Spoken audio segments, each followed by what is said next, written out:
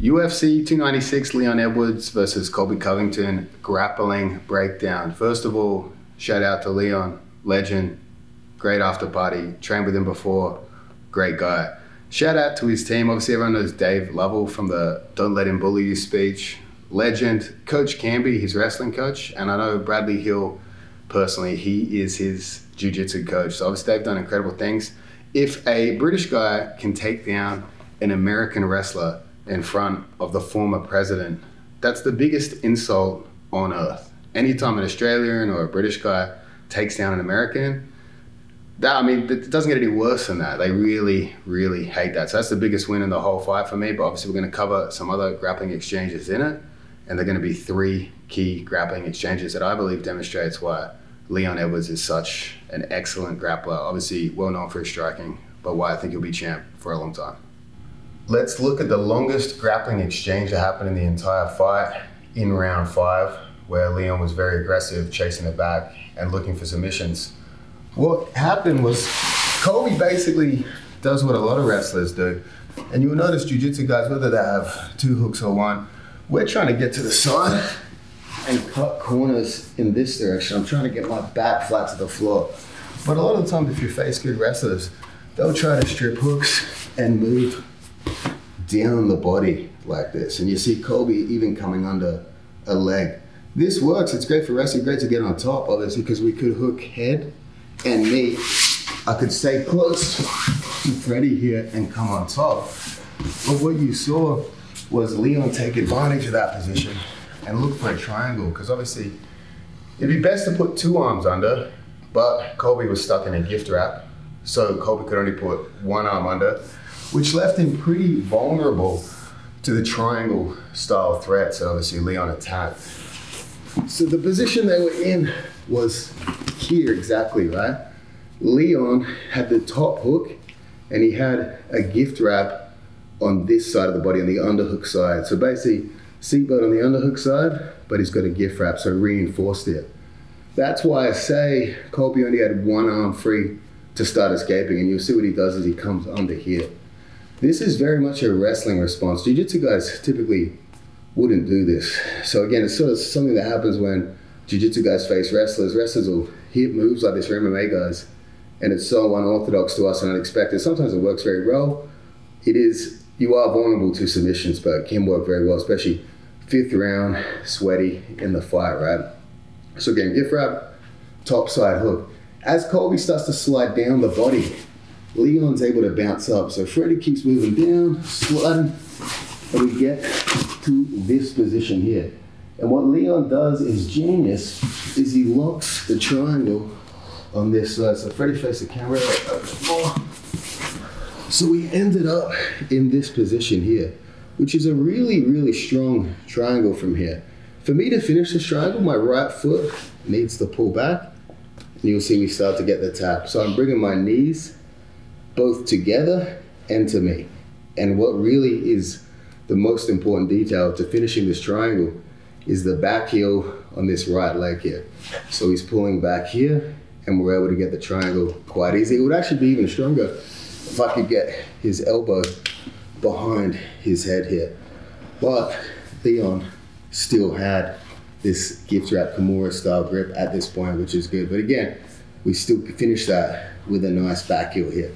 Colby showing very good defense here. He initially started trying to push this down, but what he realized was the power of the triangle is coming from the right leg pulling back, so he scoops it. When he scoops it here, I no longer have that ability to pull back so he can find space to breathe.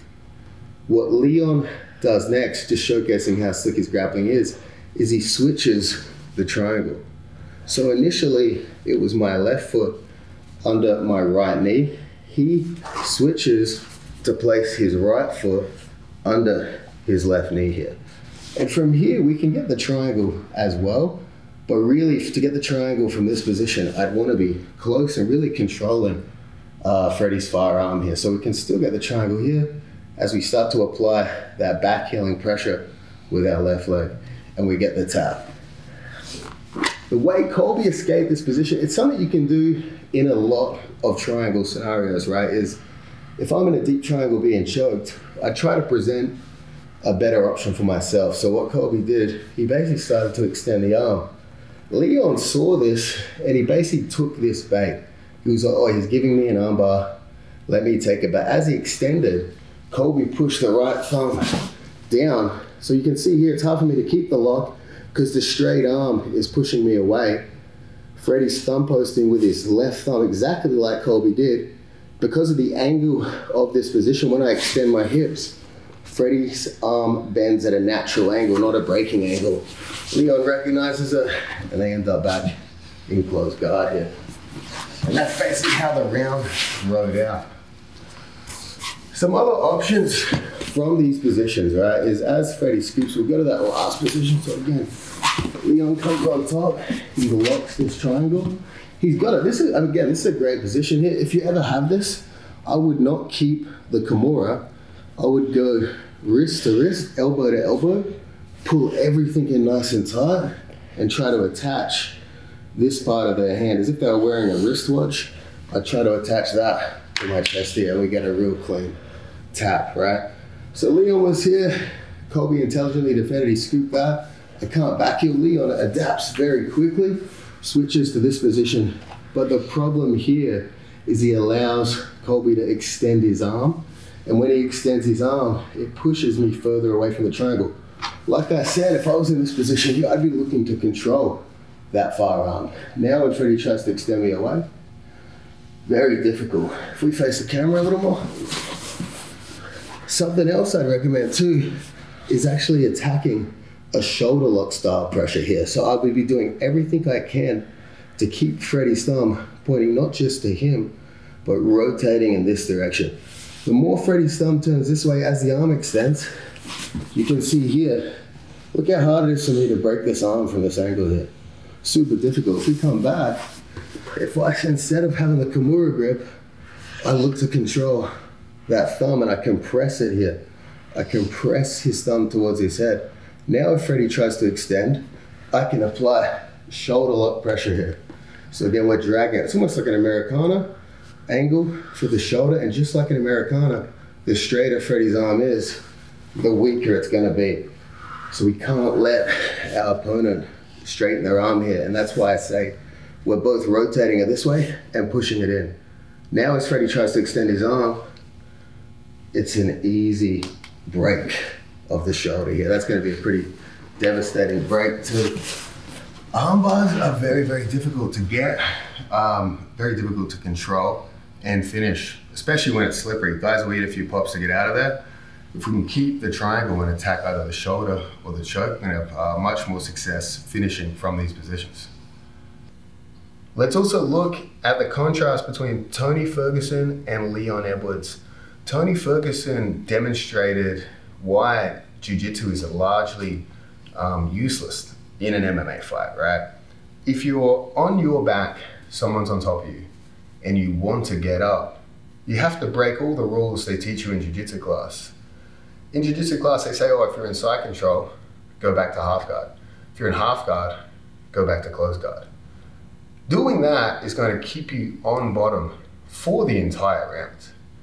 If your opponent is controlling your legs in any way like that, whether it's half guard's basically a wrestling Turk, or if you go to close guard, you guys can practice this at home, test this theory. Jiu-jitsu guys really fight this, I don't want to believe it, but close guard's a terrible position to get up from. Guys that are excellent at getting up in MMA, what do? They use the cage and they expose their back. If anything, if you're in half guard, it's better to let them pass the side control and turn away and risk back exposure. Jiu-jitsu coaches tell you never expose your back. Tony Ferguson never exposed his back, and what happened? He never got back up. Obviously, he's attempting things from close guard like rubber guard and stuff. Yeah, it's great. It's like a guillotine, like we speak about against the cage. It's like, yeah, it's great if you get it. But if you don't get it, you're on bottom and you're staying on bottom. And that's what Leon Edwards does so well. That's what guys like Volkanovski did well in Islam's first fight, is that for him to get up, he takes a risk. You have to take a risk to get up. But it's a giant risk for a jiu-jitsu guy because they never train that particular scramble. It's less of a risk for these guys that train it every day. If you watch any good MMA fighter, the way they get up is they expose their back. And you don't just expose your back, you also have other options from there too. So there was one particular scramble where Colby got Leon in turtle. He didn't have any hooks, but he got him in turtle. He's landing a couple punches, and you see Leon just dump him over the top. So again, just to demonstrate what I mean, let's say Freddie's in side control here. If I escape my hips back to a half guard, and Freddie sits on this half guard leg, and I try to get up, I can't get up because I have to free this leg. Your average jiu-jitsu coach is going to be like, oh, half guard, what do we do from half guard? Let's go back to close guard. Now Freddie just holds my legs here, sits elbows down here. And like, how am I going to get up? Now he's controlling both my legs. Jiu-jitsu in the context of a scenario where you want to get up, it's stupid. And again, that's why MMA fighters typically don't hire jiu-jitsu coaches. And people find that very hard to believe. If Freddie's on top here, I'm much better off risking back exposure and playing out of these positions. Why is this important, right? It's because for Freddie to maintain control of me in this position, he has to use his hands in some capacity. He has to hang on. If he's hanging on, he's not hitting me. If I'm on bottom here and I'm in half guard, his leg is keeping me in the position and he can posture up and punch. He's using his body weight to control me. Obviously, he's gonna go back and forth between controlling my upper body so I don't squirm away too much and throwing a couple of punches. But again, if I'm in turtle in a position like this and he opens his hands to strike, I can get straight up. So what Leon does well is Leon's in turtle here and Colby actually comes too far forward. If you look at Freddie's positioning here, it's pretty good. It's pretty good. Freddie wants a bit more weight forwards onto my hands, so it's difficult for me to posture up. And he doesn't want so much weight forward though. This is where Colby kind of was. And what Leon does is he dips and starts to lift his hips here. And Colby falls straight over the top. So if I do it without Freddie, if I'm here and I can start to lift my hips high, obviously they're gonna start tipping forward. The further forward their weight is over my head, actually the easier it's gonna be for me to lift my hips. If their weight's on my hips, then my hips are gonna be carrying a lot of weight in this position. But you can do little things to move their weight, right? Something I like to do to people here is to get Freddie more on top of me. So Freddie's leaning forward even slightly more than this. I'll actually push my butt back into him here. And we can start to build height. Head shake over. So if I do it again without Freddie, I could simply head post and start to lift my hips. Or if we're in a position like this, out of a scramble, I can scoop my butt back and then lift my hips to surprise them here. But again, traditional jiu-jitsu guys say never expose your back, it's too high a risk. That's why they don't have jobs teaching MMA fighters, because you have to expose your back to get up.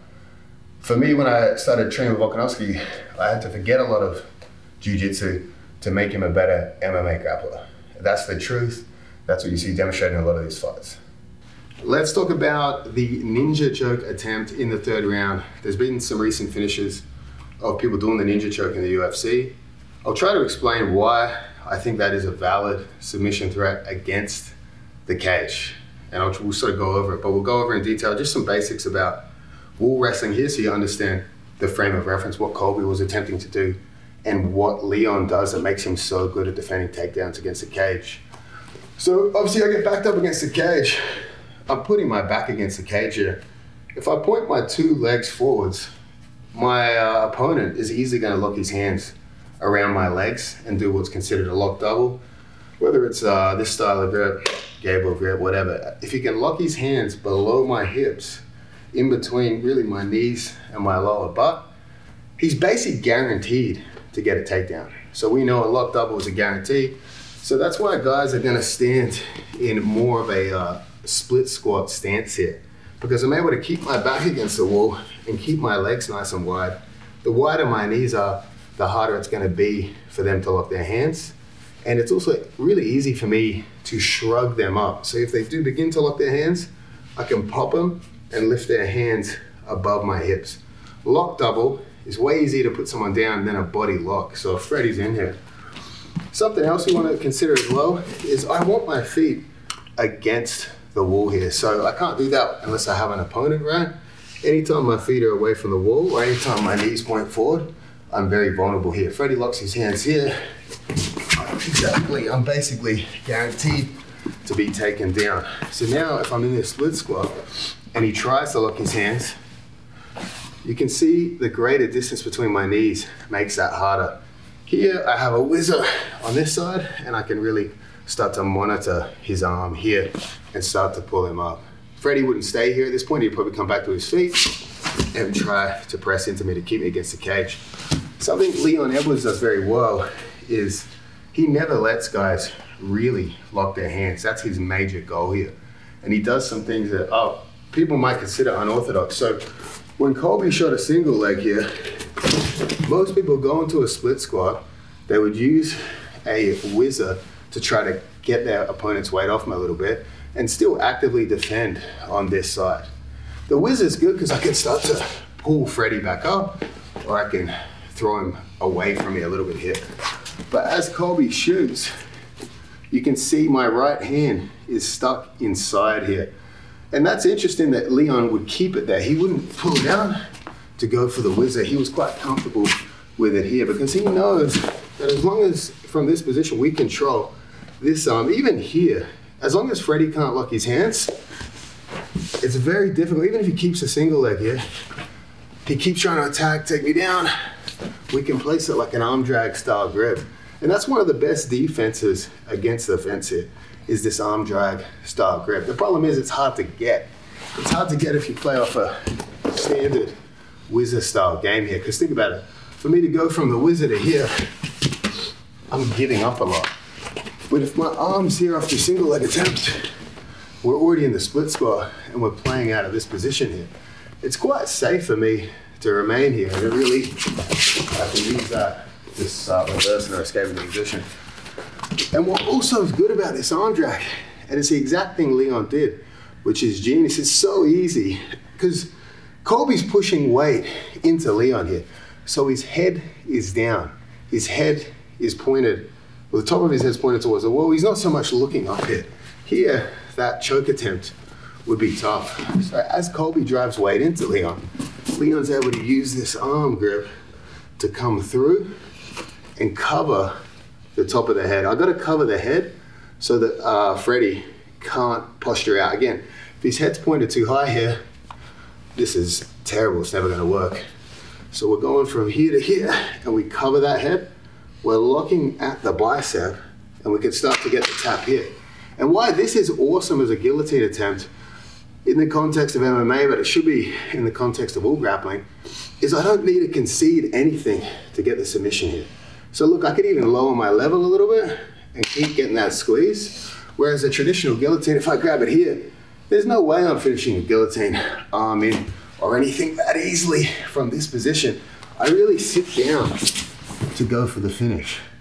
And when we go for the finish like that, obviously we could get it, but if we don't get it, we end up in bottom position. You can look at examples like Poirier against Khabib. He went for a few guillotines, ended up on bottom, right? So that's the beauty of the ninja choke from this position, is we risk nothing. We can get the submission here. What Colby did was just do a gator roll hard, and they ended up having a scramble from this position. But Colby almost conceded bottom position to defend the ninja choke, whereas a typical guillotine, we can see bottom position just to attempt to get it. So that's why I think the ninja choke's so good. It's a very shallow grip, reinforced like a rear naked choke, and you don't have to concede bottom position to go for it. And also in the context of that fight, it is scary now for Colby to commit to those same positions, knowing that Leon had such a strong submission attempt from there. And it's things like that that's gonna add fear to the wrestler attempting to take down from those positions.